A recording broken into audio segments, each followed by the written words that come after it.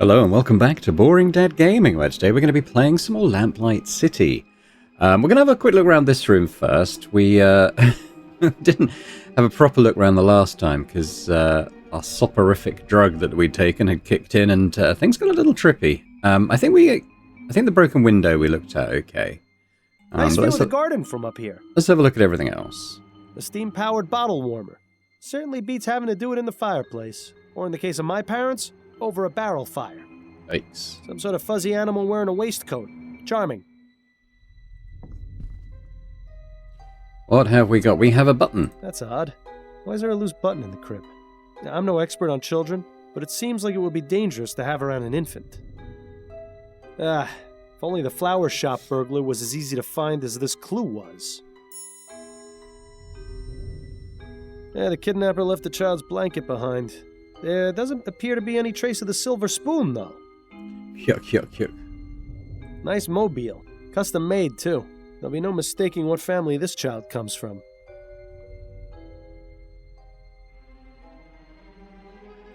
Okay. And the button was the key info there. Bear's picnic. Something about a group of giant human-like bears eating together in the woods is slightly unsettling. My friend Bunny. Yeah, I don't know about you, but I wouldn't want a giant imaginary rabbit for a friend. His name's Harvey. He's a booker. Look at that. The kid has a toy chest. My sister and I used to have to keep our toys buried in the backyard. Of course, that is because the only toys we had were dead rats. I'm sure his childhood wasn't quite as deprived as he's making out. Can't get in the chest, though. Alright, let's go talk to the parents, then. Shall we have a look around here? Maybe we'll have a look around this room first. The hand and waistcoat pose is supposed to look stately, but to me it always looks like the person is scratching themselves.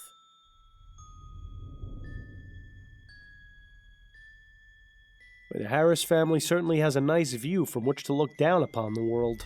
I wonder if they use the balcony to give speeches to the gardeners. It's nice to see that tea is still served here even in times of tragedy. It's never a bad time to serve tea. I wouldn't get too close, Miles. That vase is probably worth more than your entire building.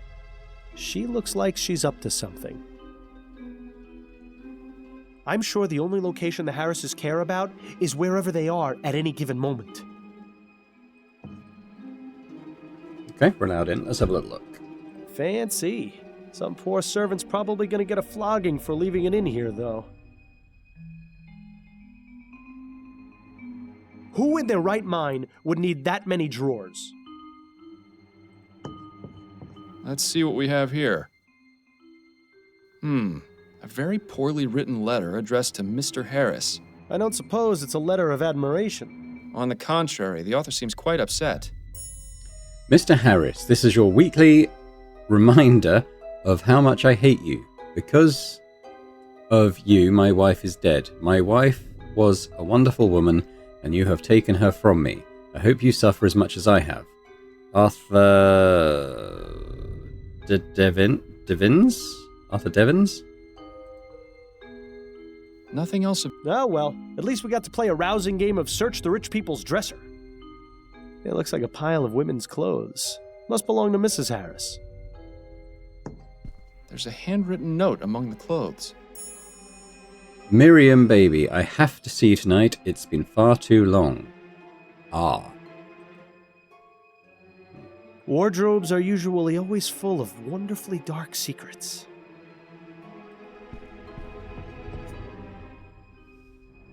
An empty suitcase. I suppose Mr. Harris must travel every now and then.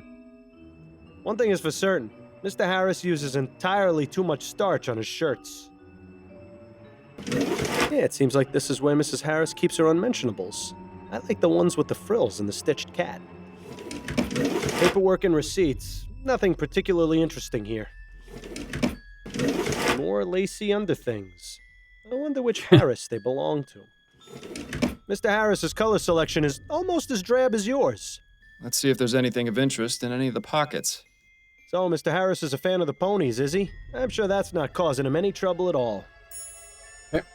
Oh, I found some clues in here. That's good. Oh, another four-poster.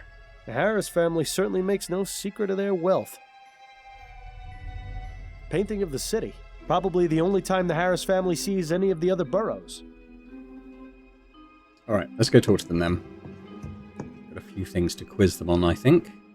I'll start with Mr. Harris. I have some questions for you, Mr. Harris. Yes, of course. Tell me everything you can about the kidnapping. I don't know much. I was out last night while it happened. Where had you been previously? I was out with friends. My wife can verify the time I arrived home. Wait a minute. I know this attitude all too well. This man is hiding something. Most likely from his wife. I doubt his voice is from beyond the grave, so the question is, what's his secret? I found this letter in your bedroom. What can you tell me about it? You went through our things? I'm a private investigator, Mr. Harris. It's part of my job. Of all the insolence! You're upset, I know, but do you want me to find your son or don't you? Yes, of course I do. That letter was sent to me by mistake. It was written to my father. Well, if you can even call that writing. Have I ever mentioned how much I hate rich people? Because I really hate rich people. Your father. Doesn't he own the company building the new airship? Yes, that's right. He's been receiving many letters just like that one since the Ligeia disaster. But that Devons fellow in particular has sent one every week, along with a bag of chicken bones and dust. How peculiar. Not only that, he leads a daily protest in front of the construction yard where the HMS Lenore is being built, trying to halt production. My God! How did I not see this before? See what? Devons! He has a grudge against this family because of what happened with the Ligeia. I'd put money on him being involved with the kidnapping somehow, as a form of retaliation. I'll just have to speak with Mr. Devons and see for myself. Okay, so off to the construction yard, I guess. I found this bit of torn fabric by the broken window. Do you know anything about it? Looks like it came from a piece of clothing. Possibly a jacket. Did the initials SS mean anything to you? Maybe? I can't really say. You'll have to excuse me, Mr. Fordham. I've got quite a lot on my mind right now. If I can think of anything, I'll be sure to let you know. Mr. Harris, what can you tell me about these? What? How did you... Listen, I'm trying to help you and your family. I can't do it if I don't get the entire truth. Do you think we could discuss this somewhere more private? I suppose we could. Good. Let's move to the nursery then.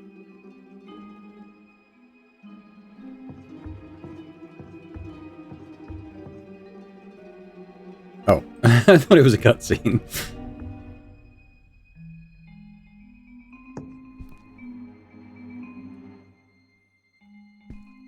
Shall we continue our conversation, Mr. Harris? Yes, of course. Why can't I ask him about the betting slips anymore? Now that your wife is out of earshot, Oh. tell me about the kidnapping and what these betting stubs have to do with it. Right. As I said before, it had already happened when I got home. I had just come from spending the evening at the meadows. I see. I take it your wife isn't impressed by your hobby? I promised her weeks ago that I would stop going, but I've had such a good streak lately. The last thing I wanted was to upset her further, yet it would be foolish of me to just give up on something so promising. Can you think of anyone who might want to do you harm by taking your son? Several, I'm afraid. Go on. I haven't exactly had the best of luck, Mr. Fordham. That's why this latest streak was so important to me. The truth is, I've gambled away most of my money. I've had to take out several loans so Miriam doesn't get suspicious. If she ever found out, it would be over. I can't lose her, Mr. Fordham. I just can't.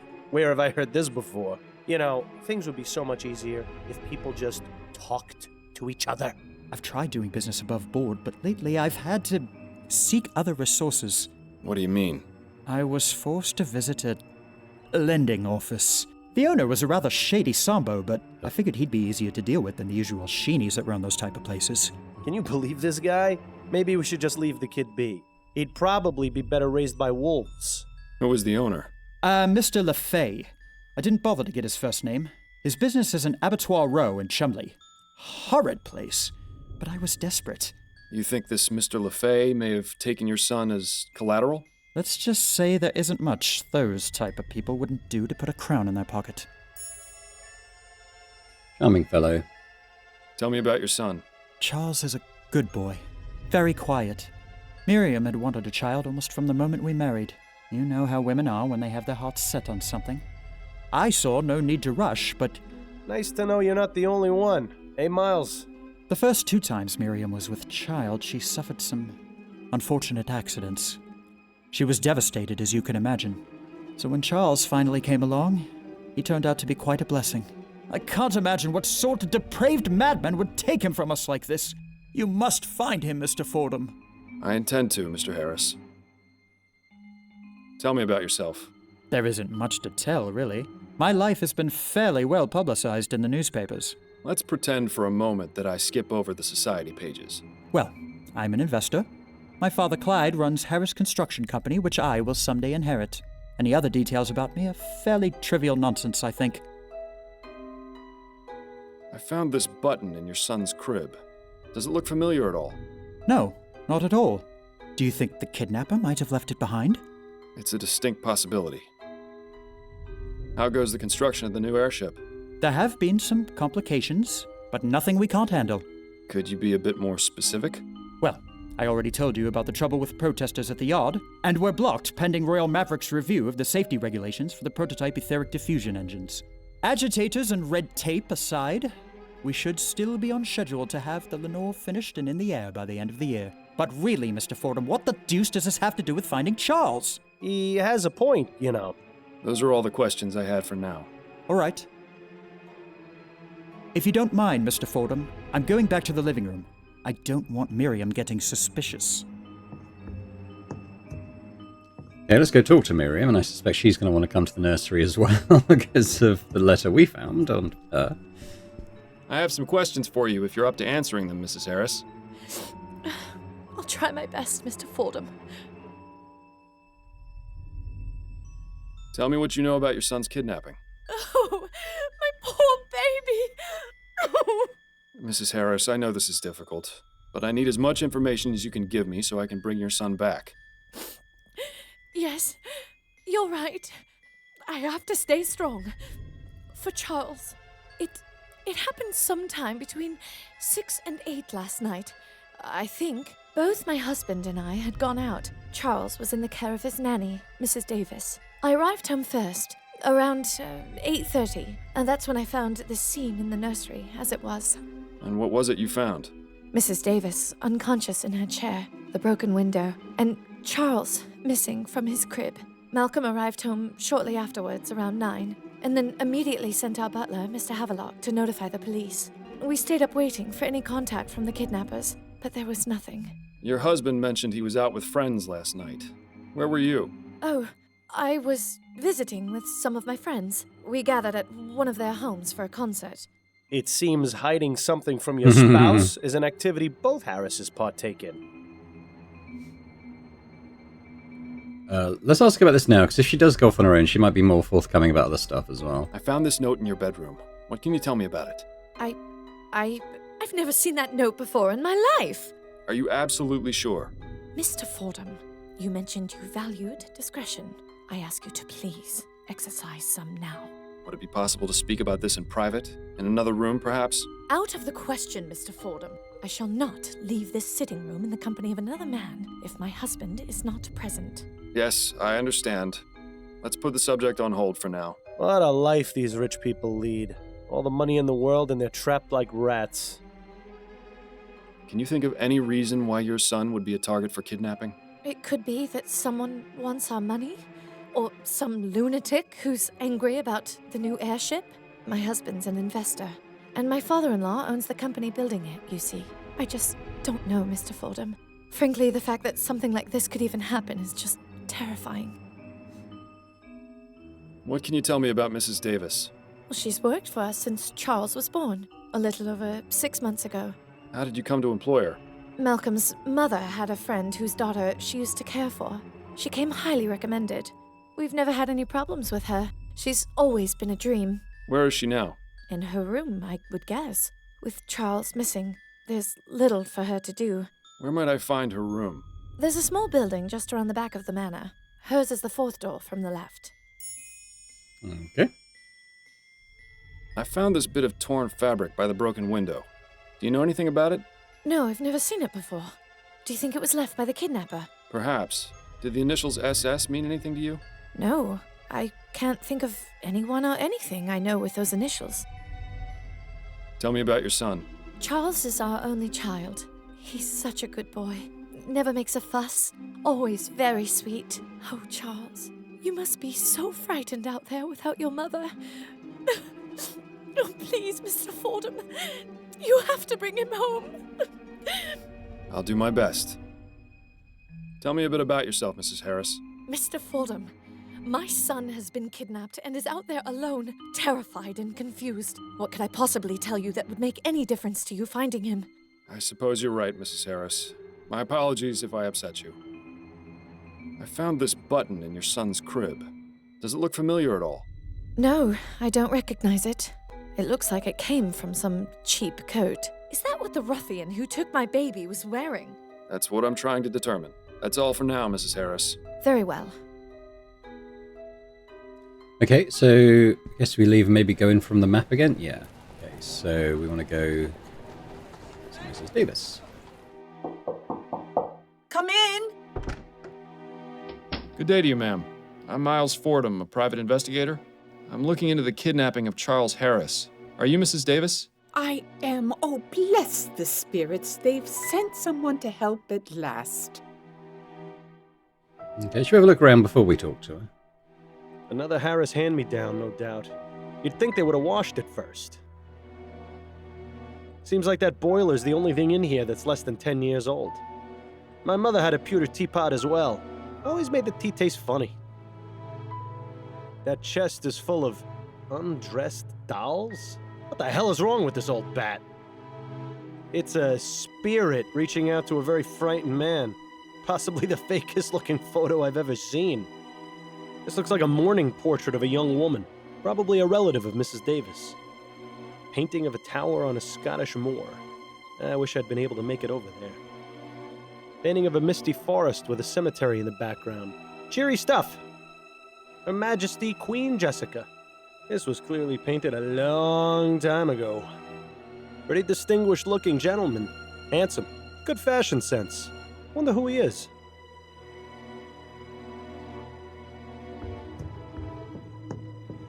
These are all books on spiritualism and the occult. Mrs. Davis doesn't seem to have many other hobbies.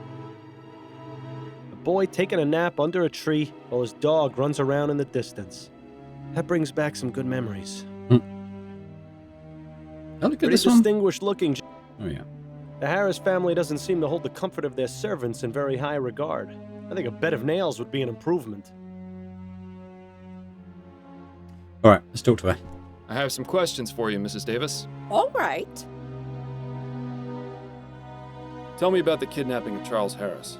Oh, dear. May the spirits forgive me. I feel so awful. Charlie was my responsibility, and I failed. Mrs. Davis, that is beside the point. What's important now is finding him and bringing him home. To do that, I need your full cooperation. Oh, you're right, Mr. Fordham. I'm sorry. I just need to collect my thoughts. Get the negative vibrations out of my mind. Now, what specifically would you like to know? What time did the kidnapping occur? I'm not entirely sure. I know I was in the nursery having a cup of tea about 8:30. I remember feeling very drowsy. I must have passed out then because the next thing I knew, I was being woken by Mrs. Harris. To think, whoever took Charlie did it while I was in the room. Oh, may the spirits grant me peace. Do you happen to take any sort of sleep medications or soporifics? Oh, dear me, no. Those types of drugs cloud the mind and make it impossible to tune into the ether. You say that as though it were a bad thing. I beg your pardon? Apologies, I spoke out of turn. Can you think of anyone who would have wanted to take the child? Well, I'm not one to gossip, but I am quite sensitive to the energy and vibrations that people give off. I get the impression that Mr. and Mrs. Harris aren't very happy in their marriage. Ah, come on. Anyone could have picked up on that. Anyone except you, that is. Mr. Harris likes to stay out late and not take his wife with him. I can't remember the last time they went out together. I don't know what he gets up to, but it's possible he may have made some enemies. Can you think of any reason why someone would want to kidnap Charles? It might have been for money, but last I heard, there was no demand for a ransom. I honestly don't know why this happened, Mr. Fordham. I just hope you find the poor child. He must be scared to death. I found this piece of torn fabric in the nursery. Does it look familiar to you? No, it doesn't. I'm sorry. I found this button in the baby's crib. Do you recognize it? Why, yes. That's one of Barney's eyes. Barney. Charlie's stuffed bear. It's his favorite toy, a gift from my friend Linda. I didn't find a stuffed bear in the nursery. Then whoever took the baby must have taken Barney as well. Oh, at least the poor thing has something to comfort him. Bless the spirits. Who is Linda? Mrs. Linda Walker. She's a good friend of mine. As I said, she gave me Barney as a gift for Charlie. Can you tell me anything else about her? Oh, she's a lovely girl, very much in tune with her spiritual nature. I greatly enjoy my conversations with her. When was the last time you saw her? Oh, I don't remember. No, wait. It was at the last Spectre Society meeting SS. on the 19th. That's right. What is the Spectre Society? It's a club for spiritualists and amateur investigators of the paranormal. We meet twice a month to socialize and discuss our findings. I see. Sounds fascinating. Oh, I don't expect you to share my beliefs, Mr. Fordham. Oh, I have a bit more experience than you'd think with regards to the spirit world. You can say that again. Where exactly do these meetings take place? At a private residence in Gascon. May I have the address? Why, yes, it's 325 Rougemont. Are you going to seek spiritual guidance to find Charlie? Perhaps. You never know what might be worth looking into. That's a lovely portrait. Who is it of? That is my late husband, Jonathan. He used to attend meetings of the Spectre Society with me, bless him. I tried to get him to be more in tune with the other side, but I think he was just humoring me. He was a good man. Everyone at the society cared for him very much. Do you have Linda Walker's address? No, I don't. I never visited her home. I get the feeling she doesn't like having visitors or being home very much. She prefers to meet people elsewhere. I was the same way after my husband died. It was embarrassing for my friends to see me living so differently. But I feel it's not just a matter of pride for dear Linda. I think there are lots of bad memories associated with where she lives. I try to stay away from places like that. They leave a mark on the soul, you know. I couldn't help but notice that chest full of dolls in the corner. Oh, that. Oh, I know it must look a bit strange, but I pick up old and broken dolls so they can be repaired and donated to orphanages. It's my way of giving back to the community and helping poor children who have nothing to play with. Well, what a kind soul. I wish she would find less creepy ways to express her altruism. How long have you worked as a nanny? Only a few years. I never had to work when I was married. My husband had a lot of money. Unfortunately, he was in great debt, and after the spirits took him back to the ether, I wasn't left with much. So I began working as a nanny to make ends meet. But I consider taking care of children a reward in its own right. Thank you for your time, Mrs. Davis. Oh, you're very welcome. Okay. I'll be going now, Mrs. Davis. May the spirits guide your path. I'm going to return home. I've got a slight hunch that maybe Miles's wife can help interview Miriam about the note. Maybe she'll talk to another woman. Honey, I'm home. You know, I've always wanted to say that. Seeing you come home always puts a smile on my face. I could be wrong, but she said Daddy? said What not do you wanting to need, talk to dear? another man. Tell you what, we work through these. I'd forgotten how good you are at écarté. You absolutely destroyed me the other night. As I recall, you used to hold your own pretty well. We should have another match soon. That way I can hone my skills. Yes, we should. As long as you can concentrate, I'm sure you'll get as good as you used to be. I can't believe the nerve of that narrow-minded old cow. Who, Mrs. Delacroix? She's actually one of my nicest clients. I don't know how you can tolerate her. If I were you, I'd strike her off my list. If I did that for every one of my clients who thought the same as her, I'd be out of a job. That's just the way it is. Maybe so, but it doesn't make it any less infuriating. You weren't kidding about business picking up. You're averaging what, about 3 appointments per day? More like 5. I told you, debutante ball season's busy. Doesn't it get tiresome? Not really. You'd be surprised at the sort of gossip I hear from my clients. I don't know what it is, but they just open up to me and tell me all kinds of personal things. You sure you don't want me to give you a trim? I'm fine for now, dear. Thank you. Have you ever heard of a group called the Spectre Society? I think I had a client once who mentioned it. They're some kind of spiritualist group, right? So it would seem. I don't really know anything else about them, sorry. How are things going with you? I'm a bit worried about some rumors I've been hearing. Oh? They're saying it won't be long before automated hairdressing devices are available to the public. Once that happens, it's going to be tough for me to keep getting jobs. Automated hairdressing devices? How would those even work? Do they read your mind? Doubtful. More than likely they'll have some kind of settings or just give everyone the same type of hairstyle. I wouldn't worry too much, Addie.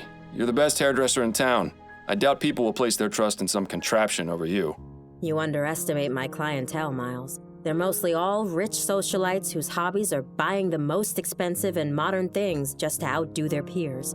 They'll be sending their servants to line up for days before the things are released. Perhaps, but they'll come running back to you once the machines stop working. You'll see. I certainly hope so.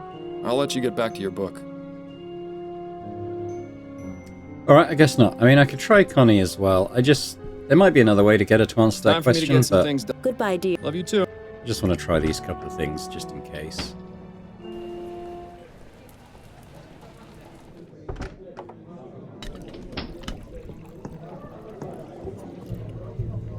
Can we talk? Go on, I'm listening.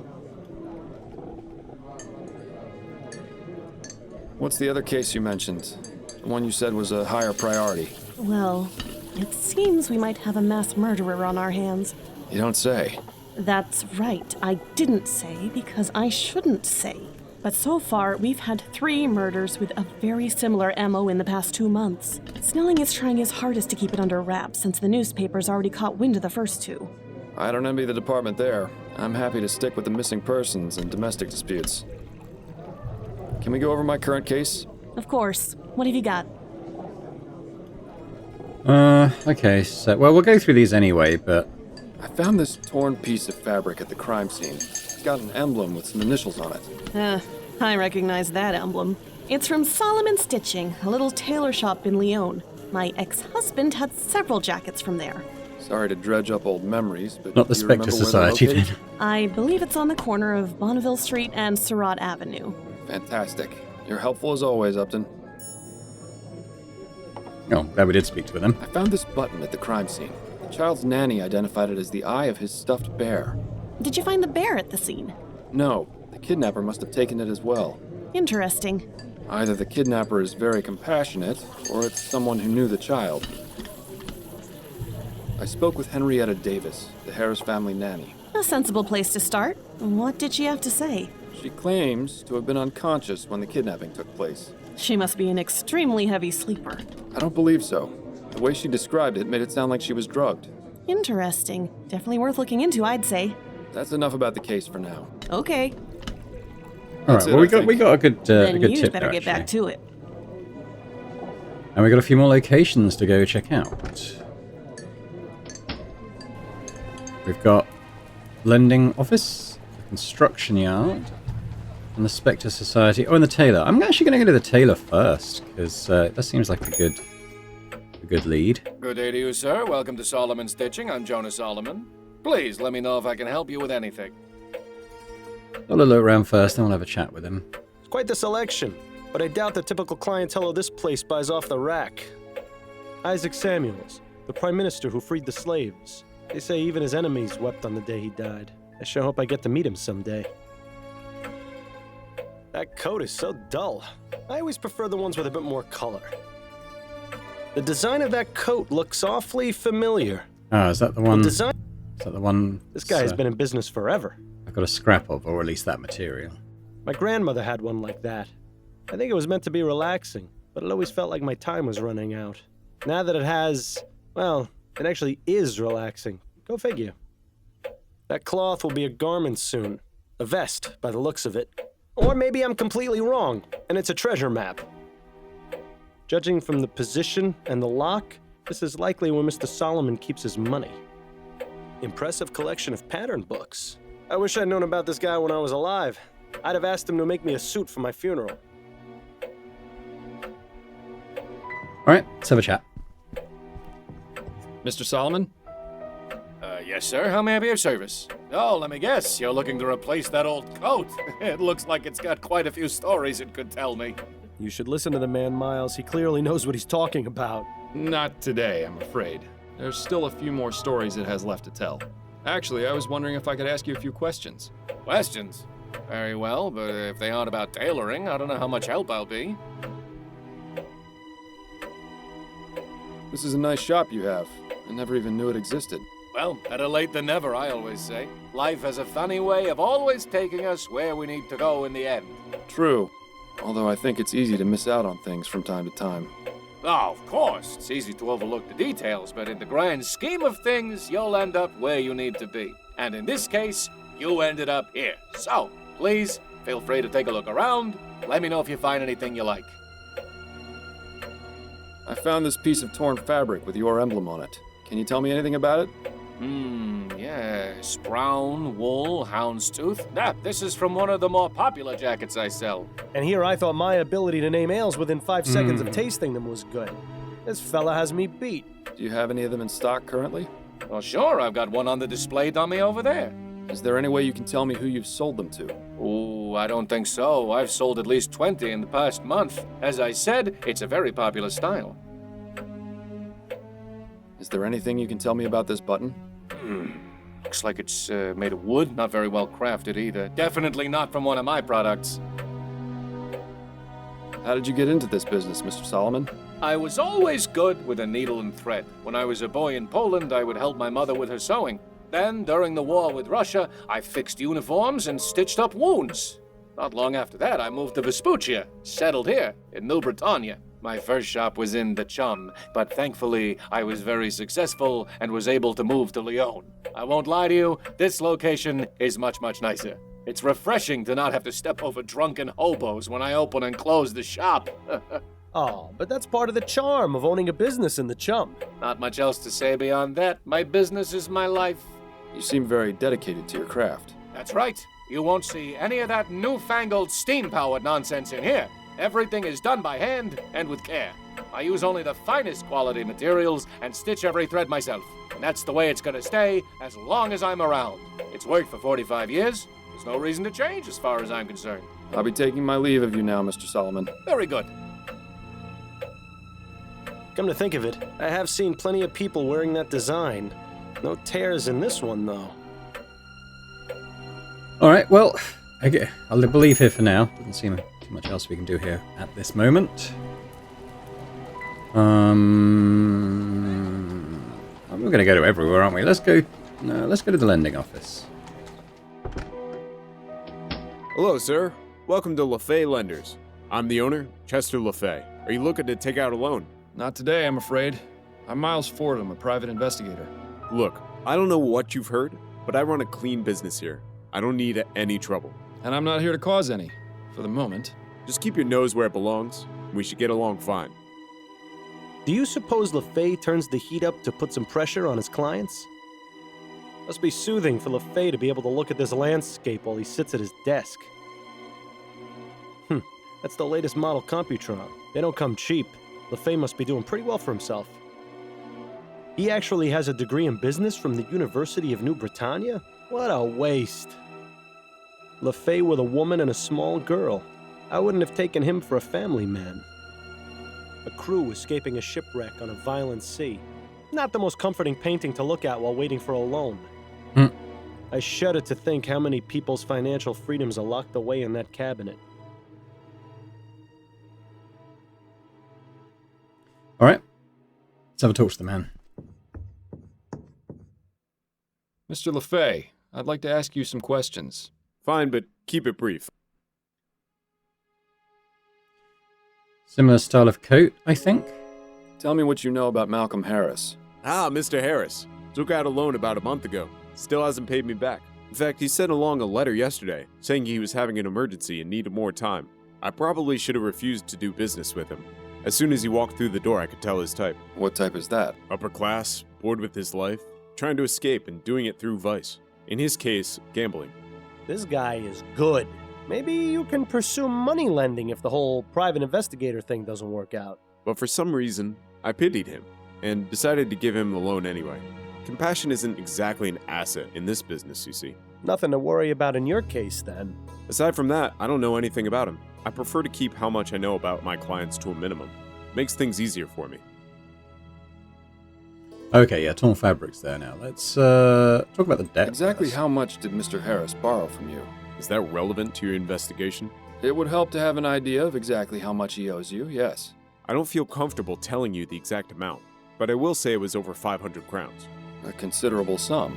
Like I said, I probably shouldn't have done it, but I'll get the money back one way or another. What's your policy regarding people who don't pay their loans back? There are a few options. For the first 3 months or so, I'll send them a letter reminding them. After that, I start to threaten them with legal action. You wouldn't believe some of the things people do to avoid paying back their loans. One client went so far as to fake his own death. Do you ever employ any more unusual methods? If you're implying that I do anything illegal, Mr. Fordham, you're mistaken. Look, I have a family to consider. I'm not about to go getting my hands dirty when there's plenty of legitimate ways to handle the situation. Tell me a bit about yourself and your business, Mr. LeFay. What's to tell? I lend people money, they pay me back. Surely it's not that simple. Well, of course I charge interest, otherwise I'd never make a profit. I know people don't look upon the service I provide very favorably, but without my help, there would be a lot more unhappiness in the world. How did you go about starting up this business? I didn't. My former employer, Mr. Roth, left it to me when he passed. That was rather good of him. Yes, well, he didn't have any heirs, and he considered me to be the son he never had. He was fond of my family, too. I try and keep my work and home life as far away from each other as I can, though. There's a lot of things in this line of work that my wife and daughter are better off not knowing about. Are you aware that Malcolm's son, Charles, was kidnapped last night? I had no idea he even had a son. As I said, I don't ask my clients too many personal questions. Though now you've told me, I suppose that would explain the emergency he mentioned in his letter. Poor guy. Take a look at this piece of fabric. Does it look familiar to you? Sure, it looks like it came from a jacket. In fact, yes, it's the same fabric as the jacket I'm wearing. Would you mind if I took a look at your jacket? Sure, not a problem. Here.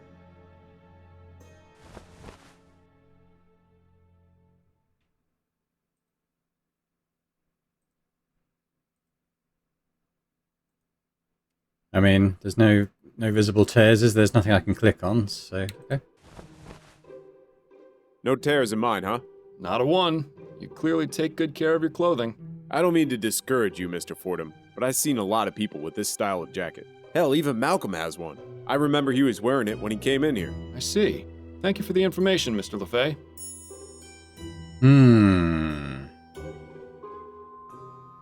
That was an interesting piece of information.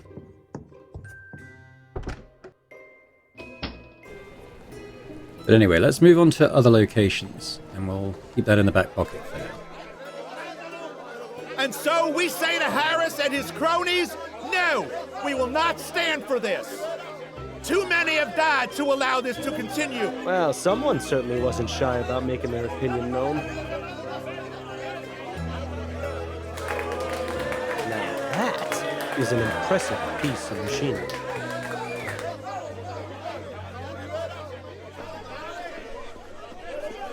Pardon me, are you Arthur Devons by any chance?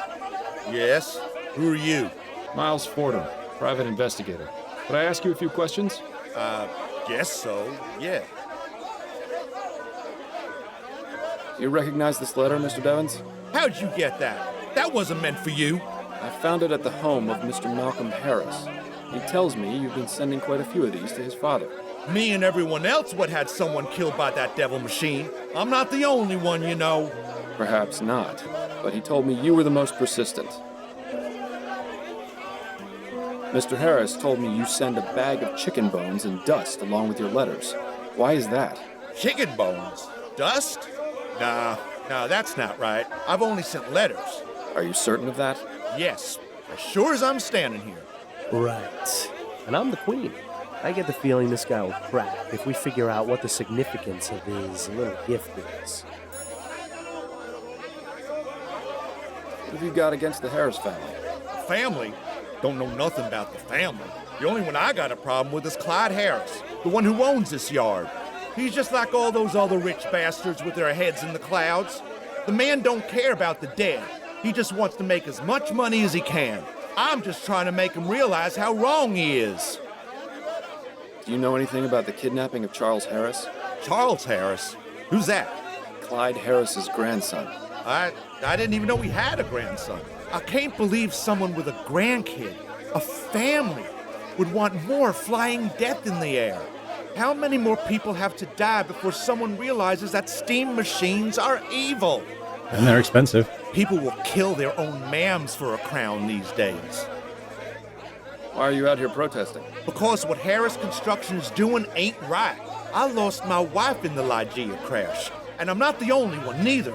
Hundreds of people were affected by that disaster, and now these bastards are making another airship. It's like a slap in the face to everyone who died. I just can't understand it. What do you hope to accomplish by protesting? Simple. We want construction of the Lenore stopped, and a full investigation into the Lygia disaster. Not only that, we want compensation for our losses. Royal Maverick took care of all the families of those on board, but the families of the ones in the park didn't get a single copper. It just isn't fair. We aim to make things right. After that, it'll just be a matter of time before people realize that there's no future in steam tech, and they'll call the whole thing off. Ah, the innocence of the downtrodden. I wish I could be as naive as them. It would have made my life a lot easier. You must have loved your wife very much. Are you joking? I loved her more than there are stars in the sky. She was my whole world, Mr. Fordham, the light of my life. It's been nothing but cold and dark since she was killed. You're married, aren't you, Mr. Fordham? I see a ring on your finger. I am, yes. Then take my advice. Appreciate every moment you have with her. You never know when she'll be ripped out of your life, leaving you with nothing. You know, this fellow was actually pretty wise. Maybe we misjudged him. Does this piece of fabric look familiar to you? Looks like it came from some fancy jacket, the type you'd expect to see on the snobs in Leon. I could never afford clothes like that in a million years. Do you recognize this button? Can't say I do, but it looks handmade. I wonder how long it will be before the poor soul who crafted that button gets booted into the street and replaced with some steam-belching contraption. You seem very dedicated to your cause. I'll take that as a compliment, Mr. Fordham. There's quite a lot of people who are against steam tech, aren't there? Yes, the movement is gaining ground and growing rapidly, I'm pleased to say. I've heard stories about some more extreme members. Do you know anything about that? You mean the Redites? Sure, I've heard of them. Even met a few. But if you think I'm telling you anything else beyond that, you're sorely mistaken. Are you a member of the Redites, Mr. Devons? No. I prefer more peaceful methods of making my voice heard. Now, if you don't mind, I think we should drop the subject. Good day to you, Mr. Devons. You too, Mr. Fordham. Don't these people have jobs they need to go to? Elect Hart Leroy, the man of the people. I think that's preaching to the choir around here. Okay, well, let's leave here for now. We've got one more location to go to we've not visited yet, so let's do that. Too dark to tell what's inside. You must enjoy the somber atmosphere. I wonder if Philip's steam-powered carriages will ever make those things go out of fashion.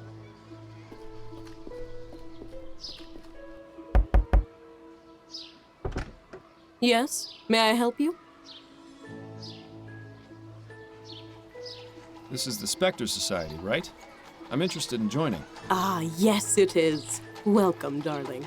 Our membership process is a bit different to most social clubs. We require a sponsor. Sounds simple enough. Well, you see, we ask that sponsors be people who have passed on into the spirit world.